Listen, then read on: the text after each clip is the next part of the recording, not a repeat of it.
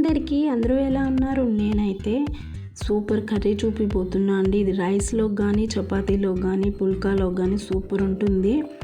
Same chicken ఉన్నట్లే ఉంటుంది.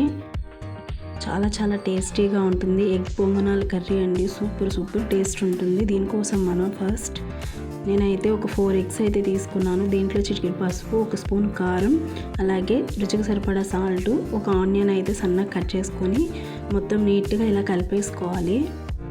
ఇలా కలిపేసుకున్న తర్వాత మనం పొంగనాలు వేసుకుంటాం కదా, దాంట్లో కొంచెంగా ఆయిల్ వేసుకొనేసి ఈ ఎగ్ని అయితే ఫస్ట్ ఇది ఇలా మనం పొంగనాలలాగా వేసుకొని తిప్పేసుకొని ఒక ప్లేట్లోకి అయితే తీసేసుకోవాలి. 2 సైడ్లు కాల్చేసుకొని ఇలా తర్వాత ఒక ప్యాన్ తీసుకొని దాంట్లో ఒక 3 టేబుల్ స్పూన్స్ అయితే ఆయిల్ వేసుకొని ఆనియన్స్ అయితే వేసుకోవాలి. ఆనియన్స్ కొంచెం రెడ్ కలర్లో అంతా వేగాలి.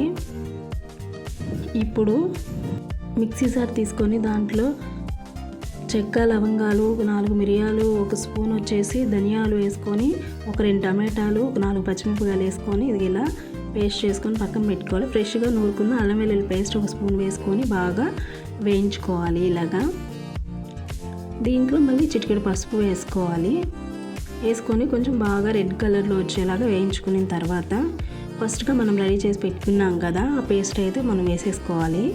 సేమ్ చికెన్ ప్రాసెసే అండి, కానీ మసాలాలు తక్కువ ఉంటాయి. టేస్ట్ అయితే సూపర్ ఉంటుంది. ఇలా పచ్చివాసన పోయేంత వరకు మనం చక్కగా ఉడికించుకోవాలి. దీంట్లో మనం ఇంకొక స్పూన్ కారం, రుచికి సరిపడా సాల్ట్ వేసుకున్నాం. కొంచెం 1 స్పూన్ ధనియాల పొడి వేసుకొని నీట్గా పచ్చివాసన పోయేంత వరకు కూడా చక్కగా వేయించుకోవాలి. అలాగే ఒక చిన్న గ్లాస్ అయితే నేను వాటర్ అయితే వేసుకున్నాను దీంట్లో, ఎందుకంటే మనకి మసాలా అంతా కూడా బాగా ఉడకాలి కదా, దానికోసము.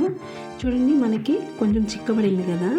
చిక్కబడినప్పుడు మనం ఫస్ట్ పొంగనాలలాగా వేసుకున్నాం కదా ఎగ్ని, అదంతా కూడా దీంట్లో మనం చక్కగా వేసేసుకోవాలి. ఇలా మొత్తం కూడా వేసుకునేసిన తర్వాత కొంచెం లైట్గా అలా కలుపుకోవాలండి. మరి ఎట్లా అంటే అట్లా కలిపేశారంటే మొత్తం చితుకుడు అయిపోతుంది. అలా కింద నుంచి కూడా అడుగు నుంచి చక్కగా కలుపుకునేయాలి. ఇలా కలిపేసుకున్న తర్వాత చూడండి, మనకైతే చక్కగా ఉడికిపోయింది. ఇప్పుడు మనం దీంట్లో కొత్తిమీర అయితే వేసేసుకోవాలి. ఒకసారి అయితే మీరు దీన్ని ట్రై చేయండి. నచ్చితే ఒక లైక్ చేసేయండి.